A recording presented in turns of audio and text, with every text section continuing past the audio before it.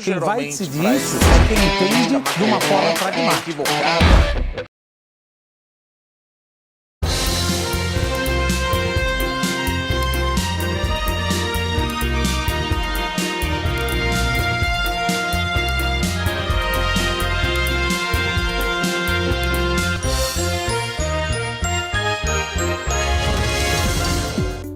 Roberto Dumas é economista e professor do INSPER e do IBMEC. Palestrante, ele é sócio da Dumas Consulting e atua como Head de Private Banking da Brava Capital.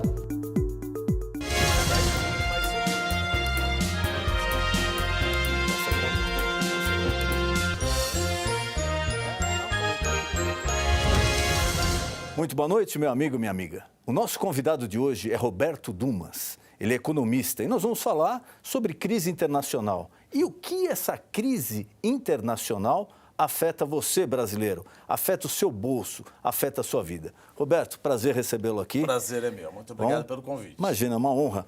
E vamos falar um pouquinho aí sobre, começando, né, com essa crise mundial, que parece que aí é sem precedentes, né? Todo mundo, não que ela já tenha acontecido, mas todo mundo muito preocupado com o desdobramento dela e os reflexos aqui para a nossa economia interna, nosso quintal, né, o Brasil. É verdade. Vou usar um termo que não pega muito bem hoje em dia. Você está cheio de foco de incêndio no mundo. Começando pela China com os Estados Unidos. Porque aquela briga comercial, a gente sempre achou que você tem um problema que é uma guerra comercial. Eu não acho que seja simplesmente uma guerra comercial. Por quê? Começou com uma guerra comercial, evoluiu para um problema de propriedade intelectual, alegado roubo de propriedade intelectual, e o terceiro passo, um problema de segurança nacional. Por que a propriedade intelectual? Como eu digo, eu sou economista, não sou filósofo. Mas se você pensar o mindset, como pensa o chinês, é através da filosofia confucionista. O que diz o Confúcio? Eu estou falando como economista. Se você estiver no meu ciclo de Confúcio, ou seja, se você é meu amigo, se você trabalha comigo e você é minha família, você pode tudo. Mas o que isso significa? Já começa a entender por que geralmente os chineses mais antigos não se preocupam com os acordos, com os contratos. O que vale é a minha relação firme com você. Se você está dentro, vale tudo. Se você está fora, eu não ligo nada. Tanto é que eu acabo percebendo, no momento que eu morei na China, que chinês não respeita a fila, porque acha que não tem isso. Bom, e o que isso tem a ver com a propriedade intelectual? Pela concepção dele, que tem 4.000 anos, ele não acha que adquirir a propriedade intelectual de uma forma ilegal seja tão escandaloso como o é para nós, pela visão ocidental. Mas por que isso? Ele pensa pelo coletivismo. Como ele pensa é diferente como o ocidental pensa. Já vem de uma cultura diferente. Exatamente. Né? Ele sabe que é diferente, nós sabemos que é diferente, aí a gente pode falar, mas espera um pouquinho. Não é certo, isso é contra a cidadania. Não, pera um pouquinho, o chinês pode falar para você. Eu fui da idade medieval para a idade contemporânea sem parar na idade moderna. O iluminismo e a Revolução Francesa, égalité, fraternité, não fazem parte do meu mindset. Não, mas, desculpa, mas a hora que você pega uma propriedade, isso, pela nossa religião, isso pode ser pecado. Os 10 mandamentos também não fazem parte da minha vida. Então, eles não veem aquilo como uma coisa absolutamente hedionda, como nós vemos. Mas é cômodo também, né? Porque ele não investiu na propriedade industrial, ele não desenvolveu, ele não teve desgaste. Que a gente fala aqui em propriedade intelectual, não é coisa de 1 ano, 2 anos. Não, é um investimento de 50 anos que é feito com custos pesadíssimos. Aí agora ele vem e fala, não, mas eu também, olha... É um problema meu. Eu acho que isso não é legal, tá? Então eu vou pegar sem pagar nada. Mas o senhor colocou num ponto interessante, mas aí começa a pensar, qual é a probabilidade disso se endereçar em 3, 6, 9 meses? Esse é o meu receio. Eu concordo plenamente. Ele está numa fase cômoda, o chinês, e fala, olha, esse é o meu mindset, então no mundo. Todo mundo entendeu. Agora, como é que eu vou mudar todo esse mindset em 3, 6, 9 meses, 1 ano? Isso não é questão de aprovar ou não aprovar. É óbvio que é cômodo. É óbvio que é uma maneira, entre aspas, leviana de você defender o indefensável. Mas como é que você muda? Por isso que eu não estou tão otimista com o aspecto, não, acho que em 3 meses a nossa conversa vai se ajeitar. Não vai, não. E tem um terceiro ponto aí que é mais importante ainda. Se a gente for lá para trás, em 1989, quando teve o massacre da Praça da Paz Celestial, em Beijing, o tanque... A figura do tanque, lá o Isso. estudante na frente do tanque. Exatamente. A China desapareceu para o mundo. De 1989 a 91, a China ficou completamente no ostracismo. Inclusive Deng Xiaoping, que foi o verdadeiro líder reformista. Começaram a discutir, falou, vamos voltar para o maoísmo, fazemos o stalinismo, o leninismo, o que a gente vai fazer? Deng Xiaoping sabia que aquilo não dava certo, até que em 1991 cai a União Soviética. Quando cai a União Soviética, Deng Xiaoping percebeu, falou, olha, se eu não correr agora, eu vou perder o avião supersônico da história. Porque esses 20 trilhões de dólares de nuvem cibernética que estão voando aqui vão acabar indo direto para essas repúblicas da antiga União Soviética. Então, deixa eu correr e fazer um grande Que estavam acordo. sedentas por dinheiro, por tecnologia, por tudo isso. Então, eu não posso perder essa oportunidade. Ele chegou para o Partido Comunista Chinês e para o Conselho de Estado, falou o seguinte, Partido Comunista Chinês, deixa eu te explicar uma coisa. Se você apoiar a continuidade das nossas reformas, a implementação cada vez mais gradativa da meritocracia, um capitalismo de Estado, nada de comunismo, e eu prometo para você que você sempre vai liderar a China através de uma representação no Conselho de Estado. Não existirá China, governo chinês, sem Partido Comunista Chinês dentro do Conselho de Estado. Sendo assim, você apoia a minha continuidade da minha reforma? O Partido Comunista Chinês falou, olha, sendo assim eu apoio. Faltou a terceira perna, que era o Exército de Libertação do Povo. Exército de Libertação do Povo. Se você apoiar minhas reformas, eu prometo que eu deixo sempre um exército forte, membro do Partido Comunista Chinês, e vou te dar participação acionária em algumas empresas chinesas. Olha o problema da Huawei aí. Exato. Então, existem... Huawei e agora das torres também, né? Existem empresas chinesas controladas ou com participação do exército chinês. E agora volta a pergunta, porque é aquela coisa, como o senhor falou, qual é o impacto para o mundo? Como é que nós vamos resolver isso em 3, 6, 9 meses, 1 ano, 2 anos? Tirar o exército de todas as empresas e o Partido Comunista de todas as empresas que têm um interesse por trás? É praticamente impossível. Então essa guerra não vai acabar tão cedo. E parece que dos dois lados também está tendo um certo radicalismo, né? Ou é assim ou não é. Ou não é, e cada vez... E aí vinha uma coisa interessante, se eu tocou num assunto, que é quem ganha e quem perde. Geralmente quem fala quem ganha e quem perde, existe um raciocínio um pouco simplista, na minha opinião, que fala, olha, geralmente quem perde é quem está superavitário. Não, quem está também deficitário, que é o caso dos Estados Unidos, também perde. Pensando pelo lado da China, o que vai acontecer no momento que os Estados Unidos colocam uma tributação de 25% ou 30%? As empresas americanas ou as internacionais que estão na China, que servem de outsourcing, que vai vender, o que elas vão fazer? Elas vão buscar outros lugares para se estabelecer. Vão voltar para os Estados Unidos, mas de jeito nenhum. Não, muito difícil. Porque os Estados Unidos, a mão de obra é cara. Eles vão migrar para onde? Vietnã, Camboja, Índia. Cara, a estrutura é cara. Né? Mão de obra, cara. Mão de obra ajustada pela produtividade do trabalho é cara. Então, o que vai acontecer? Os Estados Unidos vai trocar um déficit comercial da China para com Vietnã, Camboja e Índia. Não vai adiantar nada. Por outro lado, os chineses vão perder esses investimentos que vão acabar migrando para os outros países que têm uma mão de obra mais barata. Estados Unidos perde como? Veja, quem trabalha numa planta de manufatura, vamos pensar numa planta de automobilística, sabe o inferno que é desenvolver um novo fornecedor, uma cadeia de suprimento. Eu preciso saber se você sabe do meu tipo de qualidade, a qualidade que eu preciso, da especificação correta, se você entendeu o que eu estou falando, entendeu o meu prazo de entrega, logística de material. A logística, você está usando mão de obra, entre aspas, análoga à escravidão, porque se você usar, tem uma ONG que pode boicotar. Lembra o que aconteceu com uma marca já conhecida. Isso demora 1 ano, 1 ano e meio. Então prejudica também a economia dos Estados Unidos. E nesse meio tempo, como eu não tenho cadeia global, os americanos acabam comprando ainda produtos feitos pelos chineses por empresas norte-americanas 30% mais caro. Então está prejudicando todo mundo.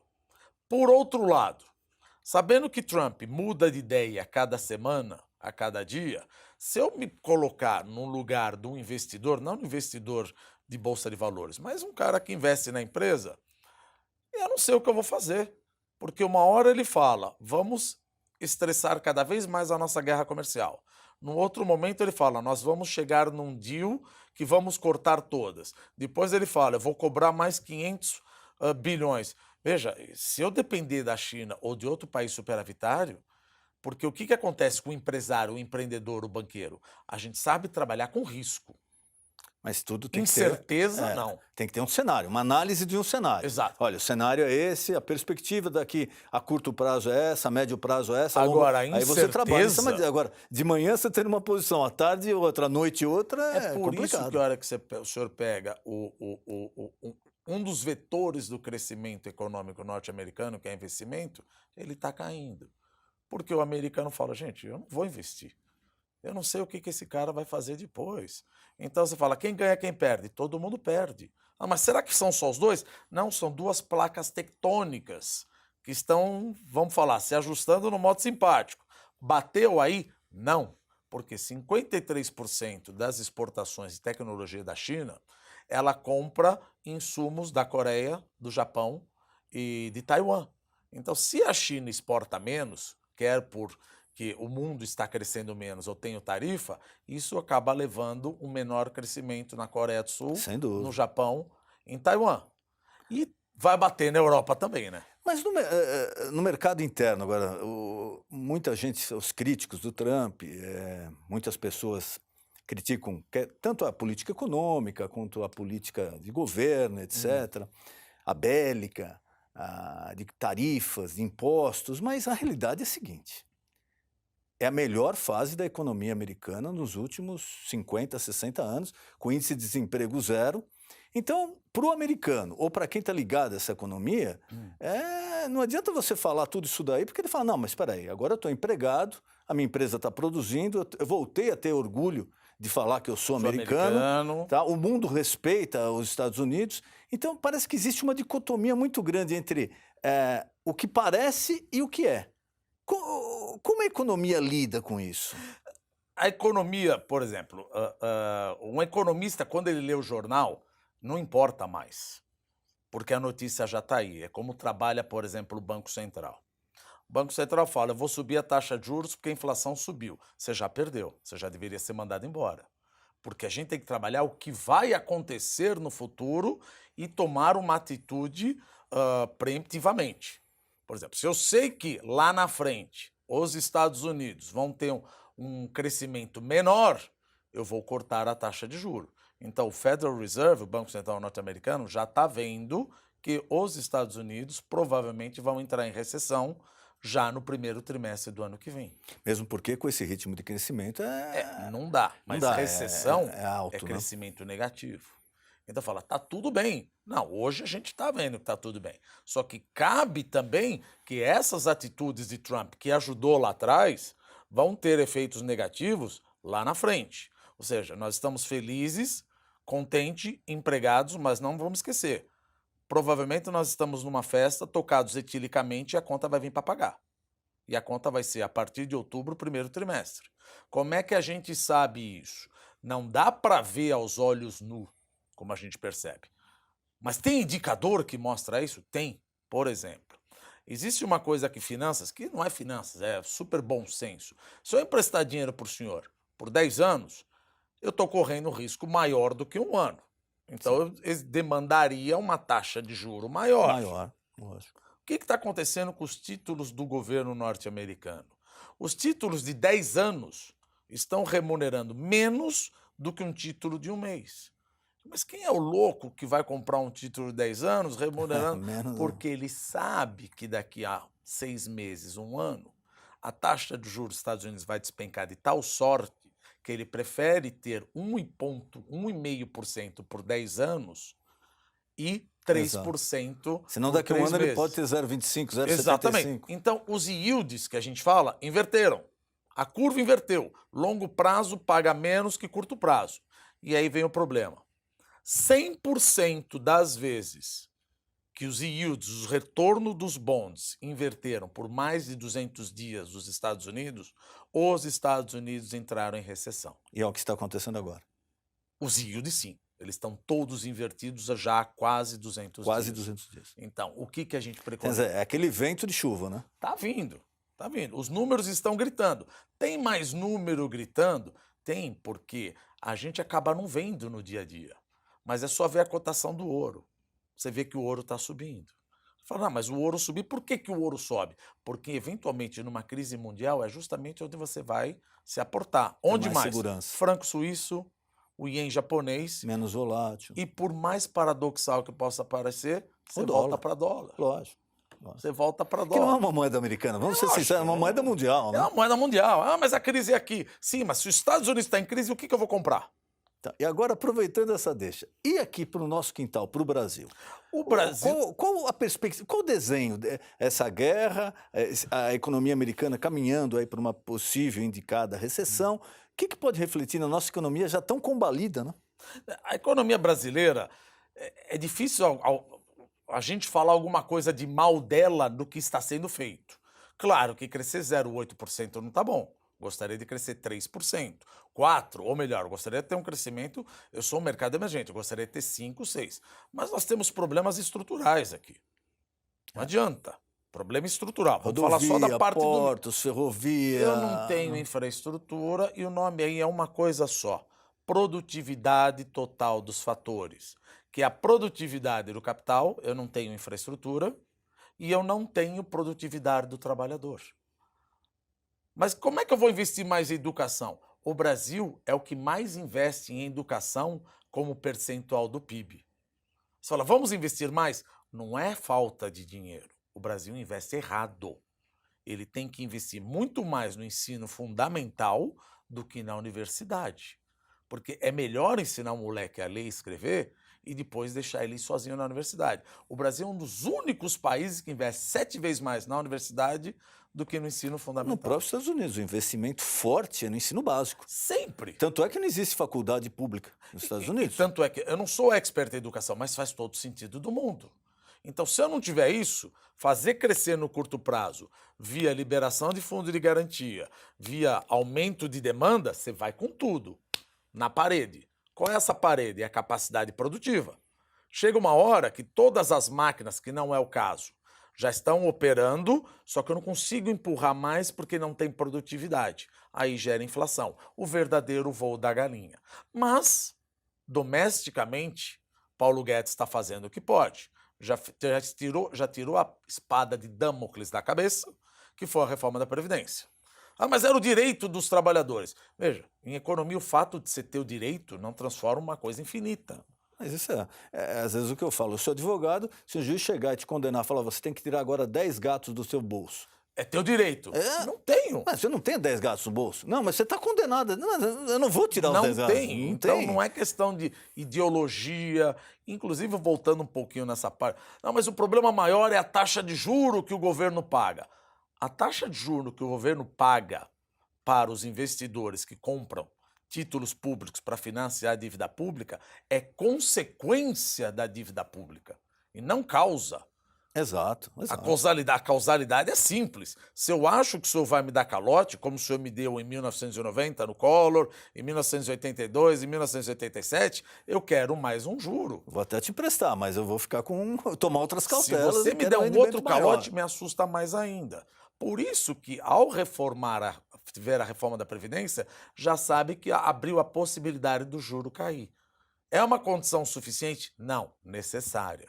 Suficiente, como o senhor bem colocou. Eu preciso trabalhar na parte da infraestrutura, da educação. Então, dentro de casa, a coisa está indo. O problema é que o rabo não abana o cachorro. O problema é que nós vamos ter um vento de proa forte. Vindo de onde? Vindo dos Estados Unidos, que já está acontecendo, ou seja, agora mesmo está faltando liquidez no sistema financeiro, vindo da China, vindo do Brexit, que também isso daí já tá virando uma novela, né? Mas acaba batendo na economia. Bate na União Europeia, aconteceu o negócio da China, bateu no Japão, bateu na Coreia, bateu em Taiwan. Puxa vida, tem mais coisa pior para acontecer? Quem é o meu principal parceiro de automóveis? Argentina. Pois é. A taxa de juros está 78% lá. Quem provavelmente vai ser eleito na Argentina? Cristina Kirchner. Exato, que volta com uma política aí totalmente contrária. Aí eu adorei o discurso do Paulo Guedes. Ele falou uma coisa excelente, perfeita, mas uma coisa atemporal. O que ele falou? Olha, porque o problema da Argentina, eu tenho, claro, o meu problema de carros. Eu vendo 70% de toda a minha exportação de carros vai para a Argentina, 32% de autopeça vai para a Argentina. Esse é um setor, o segundo setor que mais emprega no Brasil. Então, se a Argentina colapsa, como está colapsando, prejudica a minha indústria automobilística. Bom, então é só isso? Não. Se acontecer, agora estamos conjecturando. Muita parte já aconteceu aqui. Vamos conjecturar. A Cristina e o Alberto Fernandes decidem sair do acordo do Mercosul junto com a União Europeia. Qual é o problema? Foi o que falou o Paulo Guedes. A coisa é simples, do jeitão dele. Se eles quiserem sair, ora, que saiam. A gente vai em frente. Veja, mas não é simplesmente como se eu estivesse escrevendo no Word aquele documento. O senhor advogado sabe? Substitua a palavra Mercosul por Mercosul excluindo a Recorte e Argentina. cola. Corte Não e dá, cola. não dá. Como é que o Macron e o presidente da Irlanda vão reagir?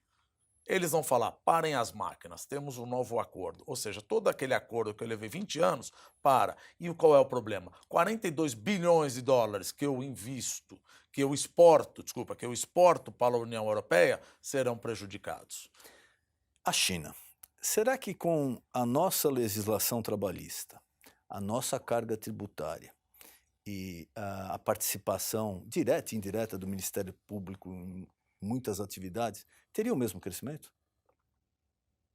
Como? A China tendo o Se mesmo a China crescimento? tivesse Se a gente a tivesse nossa- o mesmo... Não, Por isso não, que de jeito porque nenhum. é muito fácil falar, mas a China cresceu 10. Não. Mas em que situação ela Não, cresceu? isso não é nem questão de conjecturar. Isso já está provado econometricamente. A China cresceu e virou um polo exportador por alguns motivos. Primeiro, eu posso falar porque eu não sou presidente, se bem que o presidente dos Estados Unidos falou e também não aconteceu nada. A China manipula o câmbio, é óbvio. Isso daí já... Não há a menor dúvida. Por quê? Porque quem acumula 4 trilhões de dólares e agora está 3,2 e o câmbio pula de 8,5 a 7, você imagina se eu deixasse entrar 4 trilhões de dólares, o que aconteceria com o meu câmbio? Renminbi por dólar. Ia para 2. Então, eu estou ajudando a exportação e a produção. Primeiro.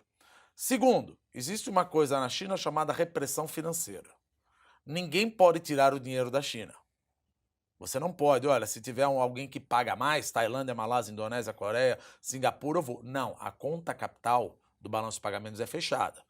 Mas o que isso tem a ver? O governo chinês não paga mais do que 1,75% para o senhor deixar o dinheiro numa conta corrente. 1,75 tá bom? Veja, se o PIB cresce a 6,5, é óbvio que os chineses estão fazendo? Subsidiando o capital. Então eu estou tirando dinheiro de novo da população para ajudar a produção. Veja, não estou dizendo que o chinês está mais pobre. Estou dizendo que o chinês está mais pobre como percentual do PIB. Alguém está ganhando muito mais que ele. Sim, para onde está indo essa sobra? Está indo tudo para a produção. E era para exportação. Mas, então, aí não existe uma relação um pouco assim, principalmente, aí eu digo também, dos Estados Unidos e alguns países europeus com a China. Uma relação incestuosa, por quê? Eles sabem que é uma competição desleal com qualquer outro país que tem um mínimo de legislação trabalhista, de encargos sociais, de fiscalização por parte do Ministério Público. Então, isso daí inviabiliza. Quer dizer, eles fazem ao arrepio de tudo isso daí, produzem num preço lá embaixo. E todo mundo sabe e todo mundo compra. Porque se eu pensar por economista, tirando a parte da mão de obra escrava, porque ela análoga poderia ser escrava, existe uma coisa chamada vantagens comparativas. Olha, mas eu vou comprar, dado que você manipula o câmbio, vamos assumir que não seja dumping. Eu vou comprar uma mercadoria, fica uma coisa aqui que eu gosto de fazer análise o seguinte, vamos supor que nós ganhamos R$1.000 por hora e trabalhamos 24 horas por dia, 7 dias por semana. Mas tem um jardineiro lá que ele não ganha o que ele merece. Ele não ganha o que ele merece. Em 1 hora, ele faz o meu jardim por R$20. Aí fica a pergunta, devo eu parar 3 horas e gastar R$3.000 do meu orçamento ou contrato o cara? Ele vai beneficiar a economia como um todo. Ele vai trazer produtos baratos para a economia como um todo. Mas você não vai gerar emprego. Sim, eu até concordo. Eu vou prejudicar 14 mil trabalhadores. Mas no final das contas, o que acontece? Eu ajudo 240 milhões de norte-americanos que vão comprar uma coisa mais barata. O que acontece? O principal ponto de competitividade. Primeiro, os impostos, que não é o caso principal dos Estados Unidos. Mas no caso do Brasil, muita gente vai brigar comigo. Custo da mão de obra. Eles vão falar, mas você está louco? R$ 1.000 salário mínimo? Não é nada. Não, está errado fazer uma análise dessa. Mas não é R$ 1.000. Não, mas o salário mínimo não é esse. O salário mínimo que a gente tem que fazer é ajustado pela produtividade do trabalhador. Nós não somos produtivos. Nós não temos educação. E também o custo final. 50% da população brasileira, só 50% tem educação secundária. Então, perante Deus, eu gostaria de aumentar o salário. Mas a economia não é pagã. Se eu aumento o salário, além da produtividade, o que acontece com a empresa? Ela não tem margem. Ela não tem margem e manda embora. E os Estados Unidos vai muito bem, obrigado, e o salário subiu, graças a Deus, só que subiu além da produtividade do trabalhador. Ele perde competitividade. E ainda tem setores, como por exemplo do aço. Foi onde como tudo começou. Foi o gênesis da briga. Problema do aço. Donald Trump estava preocupado com 174 mil trabalhadores que moravam lá no cinturão do aço que o elegeram.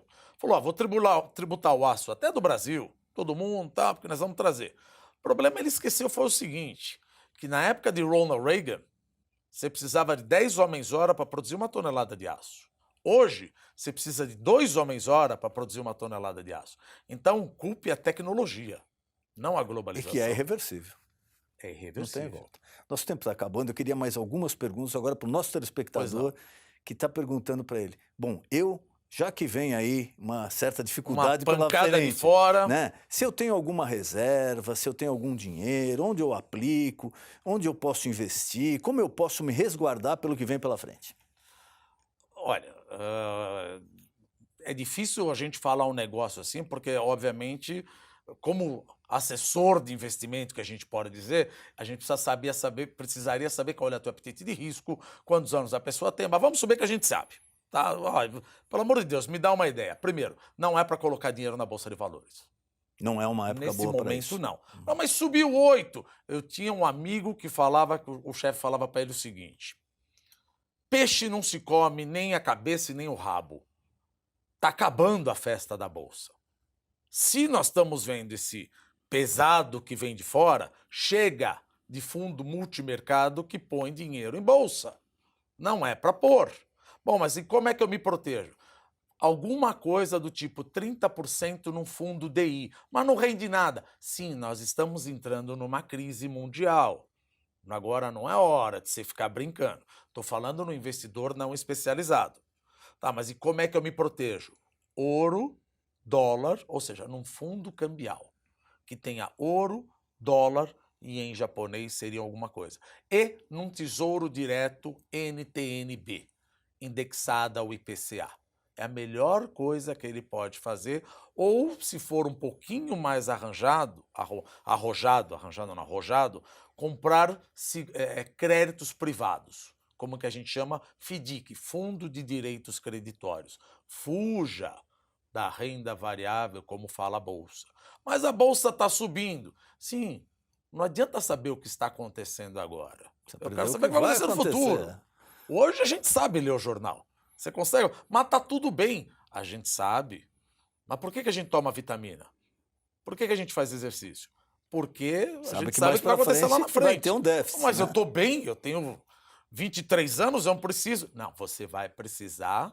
E, claro, não é o caso da saúde, que é inexorável, a gente vai morrer.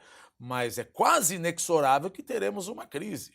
Então se prepara agora, se proteja agora. Porque é difícil você adivinhar exatamente na data que você vai ficar doente, etc.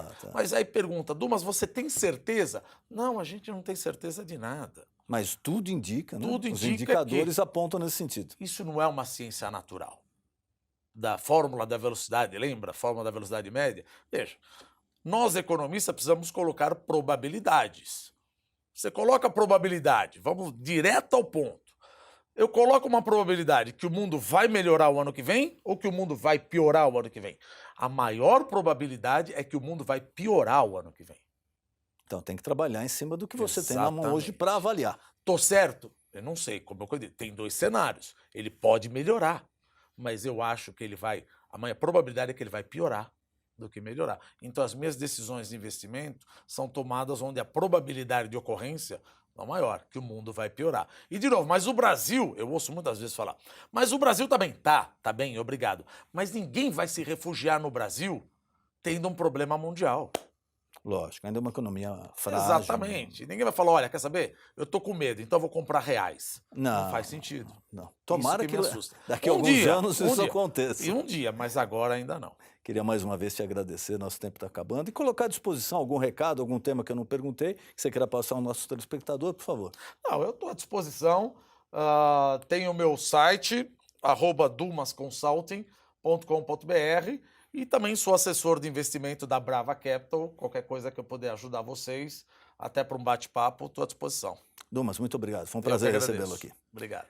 E se você quer assistir novamente a esse programa, ficou com alguma dúvida, ou de repente um outro programa que você não assistiu, basta acessar o nosso canal no YouTube, que você está vendo agora aí na tela.